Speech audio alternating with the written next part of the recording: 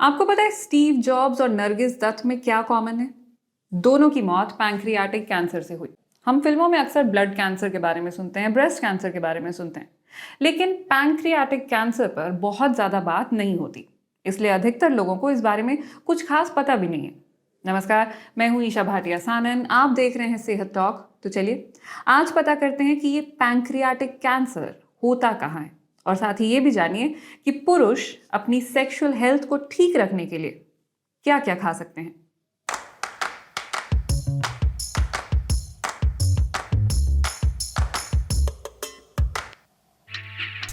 ये है pancreas, stomach, duodenum और लिवर के बीच में फंसा हुआ छोटा सा अंग। ये हर दिन 1 लीटर से भी ज्यादा डाइजेस्टिव जूसेस बनाता है। तो आप समझ ही गए होंगे कि ये कितना काम का अंग है। वैसे ये एक और ज़रूरी काम करता है। ये हमारे ब्लड शुगर लेवल्स को रेगुलेट करता है। जब हम खाना खाते हैं तो खून में ग्लूकोज की मात्रा बढ़ जाती है। खाना पेट में पहुंचने के महज आधे घंटे बाद ही कार्बोहाइड्रेट्स ग्लूकोज में बदल जाते हैं और खून में शामिल हो जाते हैं। ग्लूकोज से ही हमारे शरीर को ऊर्जा मिलती है। हमारा मस्तिष्क, मांसपेशियां, यहाँ तक कि रक्त कोशिकाएं भी ग्लूकोज पर निर्भर करती हैं। पैंक्रियास में मौजूद ऊतक, जिन्हें पैंक्रियाटिक आइलेट्स कहा जाता है, ब्लड शुगर के बढ़ते हुए स्तर का पता लगाते हैं और बदले में इंसुलिन बनाने लगते हैं। इंसुलिन कोशिकाओं के लिए चाबी का काम करता है।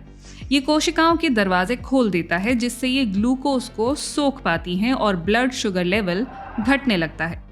अगर शरीर में ग्लूकोज जरूरत से ज्यादा आ जाए तो इसे ग्लाइकोजन में तब्दील करके लिवर में स्टोर कर दिया जाता है।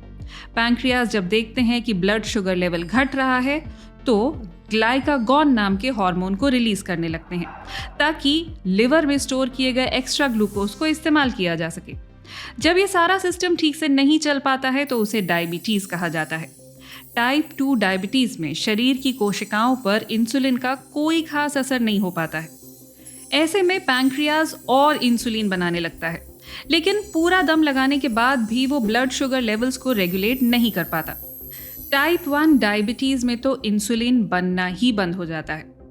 ऐसे में मरीज को पैंक्रियास का काम खुद ही करना पड़ता है और इंसुलिन के इंजेक्शन लेने पड़ते हैं। ब्लड शुगर लेवल जब नॉर्मल नहीं होता तो कई तरह की दिक्कतें आती हैं। शुगर लो हो जाए तो मीठा खाने का मन करता है, पसीना बहुत आता है और चक्कर भी आ सकते हैं। शुगर हाई हो जाए तो प्यास बहुत लगती है, थकावट होती है। शुगर लेवल बढ़ने से शरीर को बहुत नुकसान होता है। इससे आंखें खराब हो सकती हैं, गुर्दे और नसें भी खराब हो सकते हैं, जिससे दिल का दौरा भी पड़ सकता है।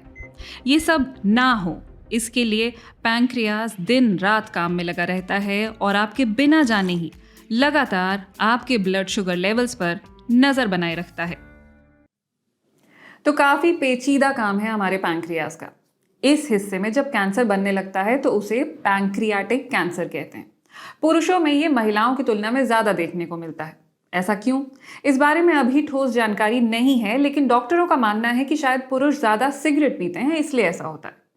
अधिकतर 60 से 80 साल की उम्र के लोगों में ये बीमारी देखी जाती है, लेकिन स्टीव जॉब्स 56 साल के थे और नरगिस 51 साल की। ये सबसे खतरनाक कैंसर में से एक माना जाता है। आज भी इसकी स्क्रीनिंग करने का कोई तरीका नहीं है। शुरुआती स्टेज में इसका पता भी नहीं चलता है। जब तक पेट में दर्द शुरू होता है तब तक इंसान आखिरी स्टेज तक पहुंच चुका होता है। तब भूख मर जाती है, थकावट महसूस होती है, पीलिया भी हो जाता है।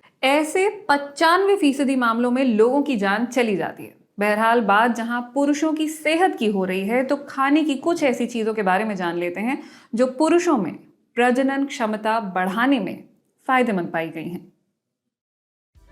सेक्सुअल हेल्थ के लिहाज से पुरुषों को जिन चीजों से फायदा होता है उनमें सबसे पहली है मछली, खासकर सामन।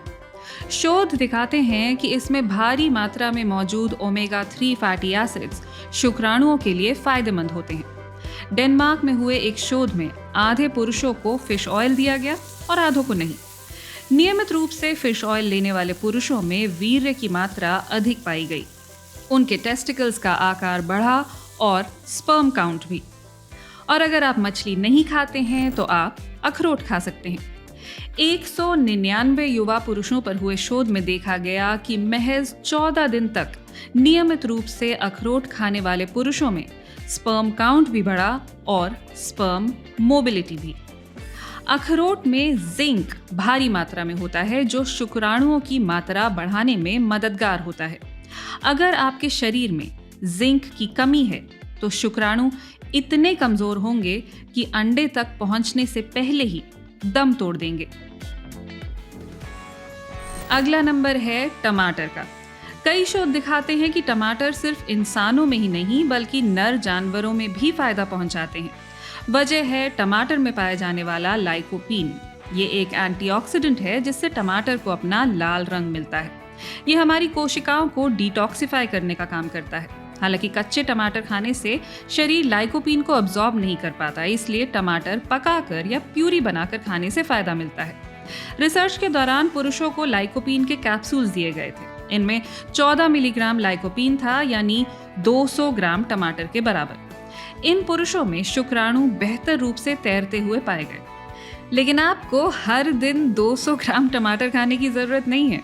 संतुलित आहार लेंगे तो सारे सिस्टम बढ़िया काम करेंगे। तो संतुलित आहार लेते रहिए, बीमारियों से बचते रहिए।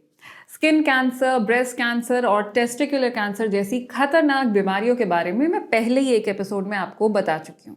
आप कैसे घर पर ही अपना टेस्ट कर सकते हैं और खुद को इनसे बचा सकते हैं, ये भी मैं आपको बता चुकी हूँ। अगर एपिसोड अभी तक नहीं देखा है तो अब देख लें। उम्मीद है आपने आज भी कुछ नया सीखा होगा। मैं मिलूंगी आपसे अगली बार। तब तक अपना और अपनी सेहत का रखिए ख्याल। नमस्कार।